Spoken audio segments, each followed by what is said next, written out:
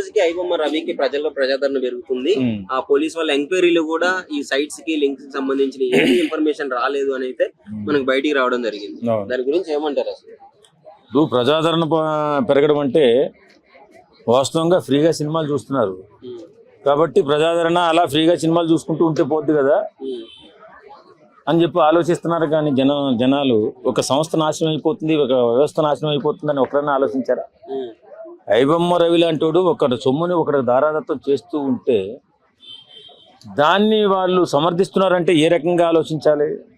వాస్తవంగా ఒక సినిమా వ్యవస్థ అనేది ఈవేళ ఏ స్థాయిలో ఉందో అందరికీ తెలుసు. ఎందుకంటే ఒక తెలుగు సినిమా ఇండస్ట్రీ ఈవేళ ప్రపంచ స్థాయికి వెళ్ళిపోయింది, ఒక అద్భుతమైన ప్రగతిని సాధించింది.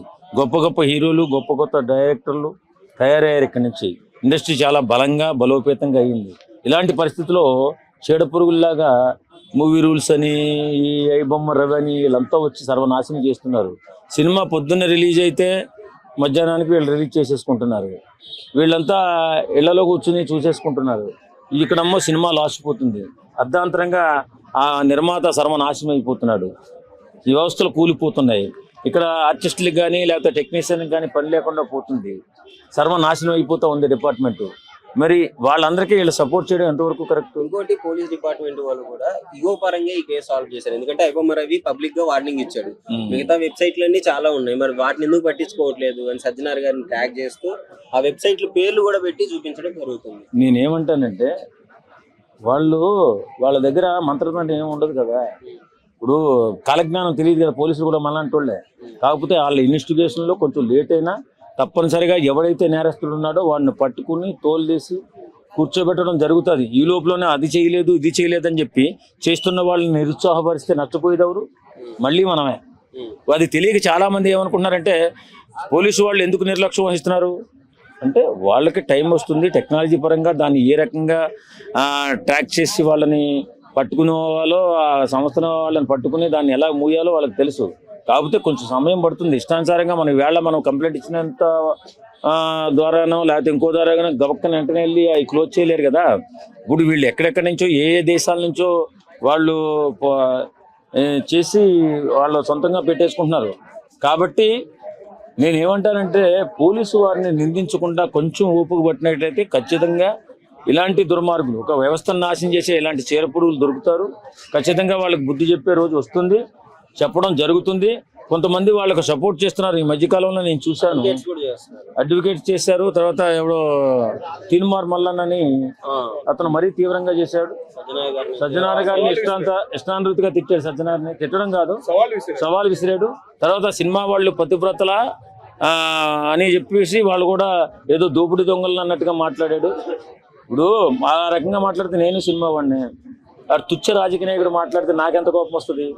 ఈ రాజకీయాల్లో ఉన్నటువంటి దొంగనా కొడుకులు 100 కోట్లు 1000 కోట్లు దోసేసి ప్రజల రక్తాన్ని తాగేస్తున్నటువంటి ఈ రాజకీయ నాయకులు కూడా సినిమా వాడి గురించి మాట్లాడడం అని బాధ అయ్యేదా? ఎందుకు బాధ అయ్యేది? ఎందుకంటే ఇప్పుడు కష్టపడి భూములు అమ్ముకునో ల్యాండ్ అమ్ముకునో సినిమా మీద ప్యాషన్ తోటో వ్యాపారం చేసుకోవాలన్న ఆలోచనతోటో వచ్చి సినిమాలు తీసుకుని నష్టపోతుంటే ప్రభుత్వం కూడా కరుణించి వెసులుబాటు కల్పించి 4 రోజులు టికెట్లు అమ్ముకునే వెసులుబాటు కల్పించింది. ఎందుకు టికెట్లు ఎందుకు పెంచారు అని చెప్పి చాలామంది అడుగుతున్నారు. ఇలాంటి వెధవలు, ఇలాంటి దొంగనా కొడుకులు దోపిడీ చేసేస్తుంటే ప్రభుత్వం ఆలోచించి యోచించి వెసులుబాటు కల్పించింది. రా సన్నాసులారా, టికెట్ల గురించి అడిగే ముందు, చెప్పే ముందు, సినిమా వాడిని తిట్టే ముందు గుర్తుపెట్టుకోండి. తుచ్చ రాజకీయ నాయకులు కూడా సినిమా వాడిని తిడుతున్నారంటే మరి ఎంత బాధేస్తుంది? చేయవలసిన సంస్కరణలు ఎవరు?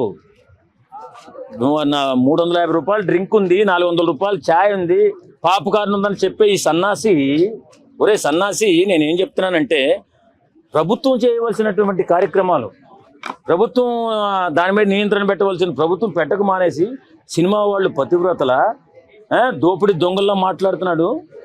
నిజంగా చాలా బాధేసింది.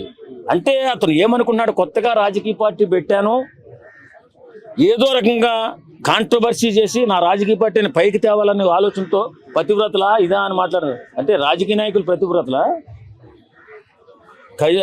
ఇవాళ ఉన్న పరిస్థితుల్లో 100 కోట్ల రూపాయలు ఎలా వస్తున్నాయి వీళ్ళందరికీ? దోపిడీ కాదు అది?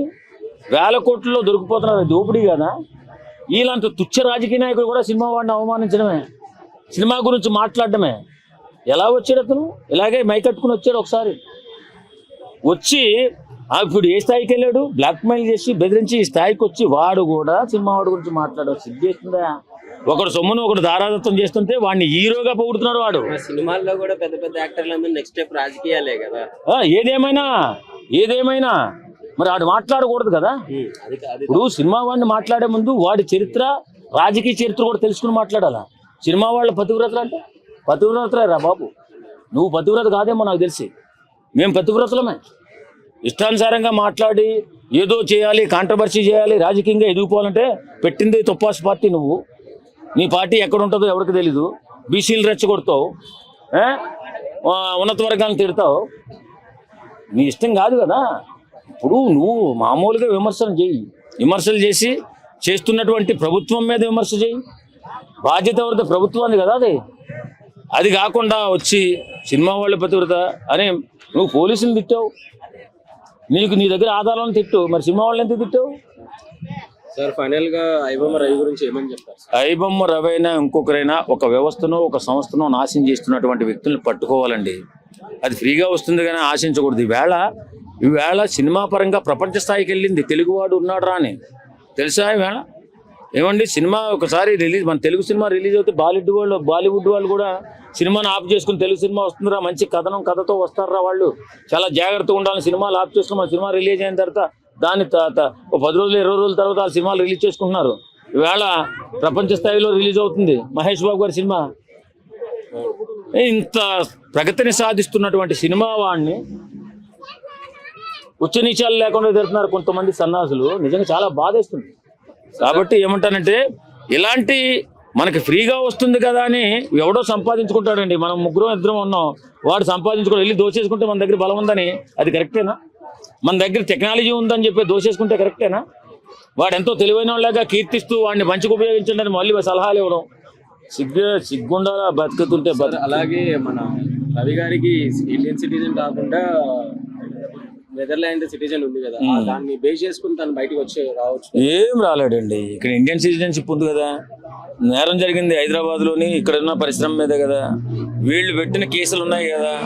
ఖచ్చితంగా వాడు నేరస్తుడే, తప్పించుకునే అవకాశం ఉండదు. కాకపోతే మన ఇండియన్ లా ప్రకారము ఖచ్చితంగా బెయిల్ వస్తుందండి. బెయిల్ రాకుండా పోదు. ఏదైనా కానీ ఏ కేసు అయినా బెయిల్బులే కదా. కాబట్టి అతను వస్తాడు. కానీ కాకపోతే జరిగిన నష్టానికి సమాధానం చెప్పాల్సి ఉంటుంది. ఓకే సార్, అట్లాగే ఈ సినిమా హాల్ గురించి మీరు అంటున్నారు రేట్లు కంట్రోల్ చేయండి, కానీ పెద్ద పెద్ద సినిమా హాల్ అన్ని డైరెక్టర్లకి సినిమా హీరోలకే ఉండే కదా, వాళ్ళ చేతుల్లోనే ఉండే కదా రేట్లు. లోపల పాప్కార్న్ రేట్లు అవన్నీ కంట్రోల్ చేయొచ్చు కదా అంటున్నారు సార్. దాని గురించి మీకు అర్థం కాదు ఏంటంటే ప్రభుత్వం ఆలోచించి దాన్ని ట్యాక్స్ పెట్టడం కానీ సినిమా హాల్ అన్ని ఈయన ఈ మధ్య ఎవరు ఇప్పుడు దాకా మాట్లాడుకున్నాం తిరుమల మల్లన్న అంటున్నాడు. సినిమా వాళ్ళు కూడా వాళ్ళే, సినిమాలు కూడా వాళ్ళే. నువ్వు సంపాదించుకుంటే నీయే ఉంటుందిరా బాబు. ఇవాళ నీకంటే చాలా బలహీనులు ఇక్కడ కెమెరాలో పట్టుకుని తిరుగుతున్నారు. మరి నువ్వు ఆ స్థాయికి వెళ్ళిపోయావు, ఒక ఎమ్మెల్సీ అయ్యావు, ఇవాళ రాజకీయాల్లో ఉన్నావు, నువ్వు పెద్ద స్థాయికి పెరిగిపోయావు. మరి ఆ స్థాయికి పెరుగున్నావు అంటే నీ టాలెంట్ అది. ఎవరి టాలెంట్ వాడుకుంటుంది. కాబట్టి దోపిడీ చేస్తున్నవాడు ఎవడు, దొంగతనం చేస్తున్నవాడు ఎవడు, వాడిని గురించి ఆలోచించాలా. హలో, తెలుగు రాజ్యం ఛానల్ చూస్తున్నారా? సామాజిక రాజకీయ జీవన చిత్రణే తెలుగు రాజ్యం. అతిశయోక్తులు అసత్యాలు ఉండవు. రాజకీయ కోణం కాదు, ప్రజా కోణమే కొలబద్ద. తెలుగు రాజ్యం వీక్షణ మీ ఉత్తమ అభిరుచికి నిదర్శనం.